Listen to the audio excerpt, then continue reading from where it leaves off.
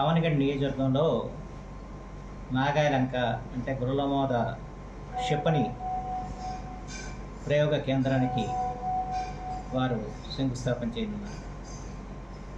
1500 కోట్ల రూపాయలతో జరగబోతున్న పనులకి వారు అంకురార్పణ చేస్తున్నారు.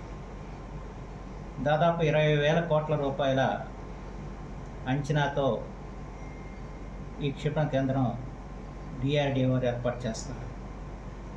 దానిలో తొలిదశ పనులకి ప్రధానమంత్రి గారు అంకురార్పణ చేయనున్నారు. ఇది 2012వ సంవత్సరం నుంచి ఈ గుర్రలమోదలో క్షిపణి కేంద్రం ఏర్పాటు చేయాలని చెప్పని భారత ప్రభుత్వం భావిస్తూ వచ్చింది.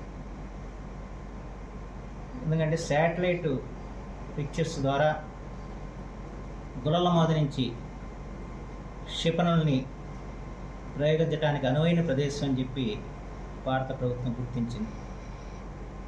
ఇప్పుడు రాష్ట్ర ప్రభుత్వంతో సంప్రదిస్తే దానికి కావాల్సిన దాదాపు 200 ఎకరాల భూమిని రాష్ట్ర ప్రభుత్వం సమకూర్చడం జరిగింది.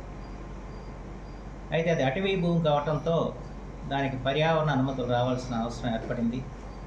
గత తెలుగు ప్రభుత్వం హయాంలో చంద్రబాబు గారు ముఖ్యమంత్రిగా ఉన్నప్పుడు దానికి సంబంధించిన ప్రతిపాదనలు కేంద్రానికి పంపడం, ప్రధానమంత్రి గారి అధ్యక్షతన పర్యావరణ సంస్థ అనుమతుల్ని మంజూరు చేయడం జరిగింది. అయితే గతంలో రాజేంద్రనాథ్ సింగ్ గారు రక్షణ మంత్రి గారు వచ్చి దానికి శంకుస్థాపన చేయడానికి అన్ని ఏర్పాట్లు చేశారు. అయితే ఆనాడు వైసీపీ ప్రభుత్వం తగు సహకారం అందించకపోవడంతో ఆ రోజున కార్యక్రమం ఆగిపోయింది.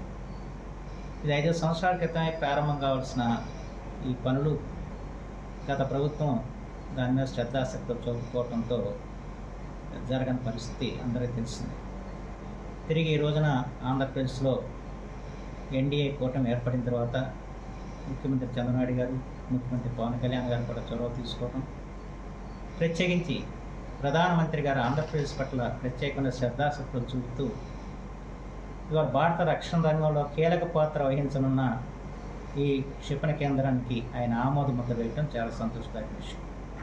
అందుకు యావత్ తెలుగు జాతి కూడా ప్రధానమంత్రి నరేంద్ర మోడీ గారికి కృతజ్ఞతలై ఉండాల్సిన అవసరం కూడా ఎంతైనా ఉందని చెప్పి నేను భావిస్తాను. ఎందుకంటే వారు దీని మీద ఎక్కువగా దృష్టి పెట్టి దీనికి ఆయన మంజూరులు అనుమతులు అన్నీ కూడా వారే సమకూర్చారు. పర్యావరణ అనుమతులు వారే ఇచ్చారు.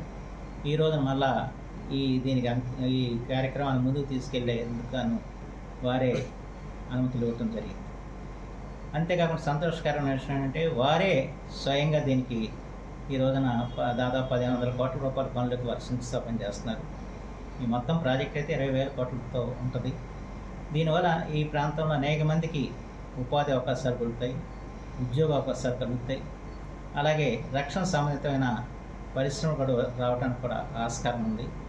ఆ రకంగా ఈ ప్రాంతం కాకుండా ఆంధ్రప్రదేశ్కే ఇది గర్వదాయకమైన ప్రాజెక్టుగా ఈ ప్రాజెక్ట్ ఉంటుందంటే ఎటువంటి సందేహం లేదు. అలాంటి గొప్ప ప్రాజెక్ట్ని ఇవాళ మన ఆంధ్రప్రదేశ్కి, అందులో మా అవనిగడ్డ నియోజకవర్గానికి ఇచ్చినందుకు భారత ప్రధానమంత్రి శ్రీ నరేంద్ర మోడీ గారిని ప్రత్యేకించి ధన్యవాదాలు తెలియజేసుకుంటున్నాను.